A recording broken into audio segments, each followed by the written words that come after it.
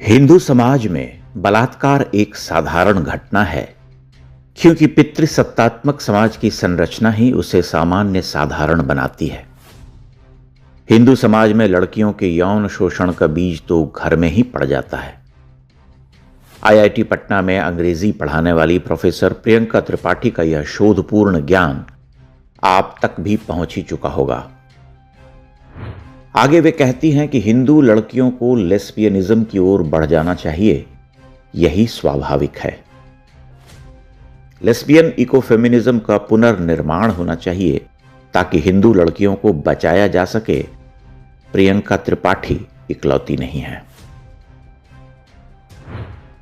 ये दिव्या द्विवेदी हैं। ये भी आईआईटी दिल्ली में फिलॉसफी पढ़ाती हैं। कुछ समय पहले चर्चा में आई थीं, तब कहा था कि हिंदू कोई धर्म है ही नहीं।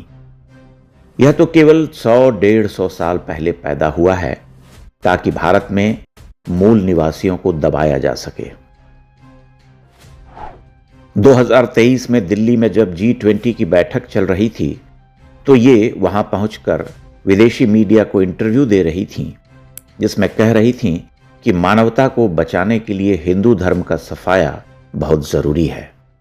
What about the 90% of Indian population which over 3,000 years has been experiencing descent-based racialized oppression, exclusion and even false or hoax representation in the form of Hindu religion, and that is the India that we now see emblematized. इनका एक और सिद्धांत है कि भारत के दलित और Gaza के भाईजान एक हैं। भारत में दलितों का वही हाल रहा है जो गाजा के समुदाय विशेष के लोगों का है। दीदी 2 वेदों की ज्ञाता हैं, इसलिए द्विवेदी कहलाती हैं। उनके पिता राकेश द्विवेदी सुप्रीम कोर्ट के सीनियर एडवोकेट हैं और सरकार के कई मुकदमे लड़ते हैं। इनके दादा सुप्रीम कोर्ट के जज थे और नाना देवरिया से सांसद रहे हैं, और अब उनकी वामपंथी बेटी सनातन धर्म और ब्राह्मणवाद का नाश करने निकली है। हरियाणा से बीजेपी सांसद नवीन जिंदल सोनीपत में जिंदल ग्लोबल लॉ स्कूल नाम की दुकान चलाते हैं। वहां की प्रोफेसर श्रुति पांडे ऑनलाइन क्लास में पढ़ाती हैं कि हिंदू धर्म और छुआछूत एक दूसरे के पर्याय हैं। बिना छुआछूत किए कोई व्यक्ति हिंदू हो ही नहीं सकता।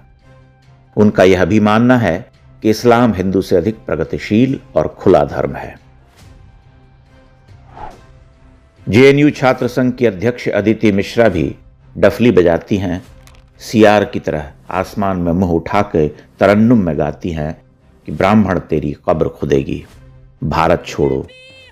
बीजेपी की कब्र तो खोदी ही जाती है।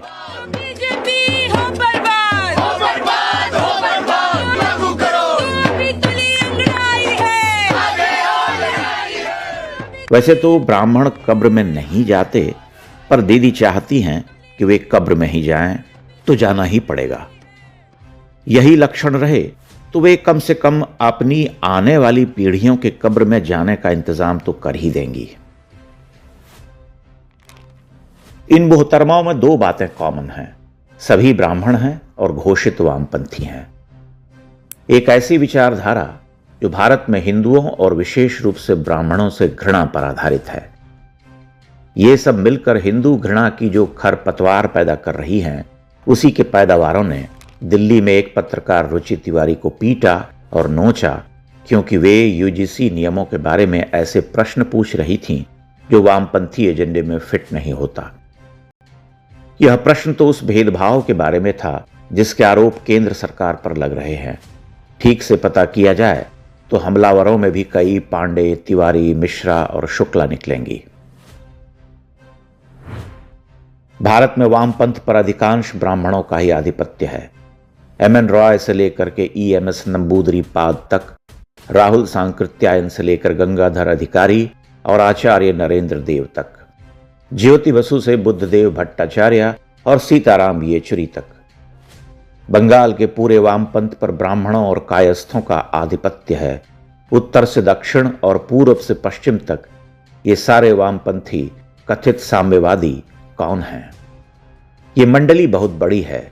इस मंडली में दलितों, पिछड़ों का प्रवेश वर्जित है, लेकिन वे आवाज भी उन्हीं के नाम पर उठाते हैं। वे हिंदुओं को जातियों में बांटने के षड्यंत्र रचते हैं और हम बड़ी आसानी से उनके बिछाए जाल में फंस जाते हैं।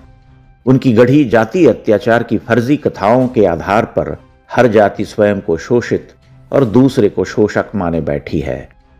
वे एक जातीय गृह युद्ध चाहते हैं और हम बिना कुछ सोचे समझे कुछ विकृत मस्तिष्क वालों के षड्यंत्र की कठपुतलियां बनते जा रहे हैं।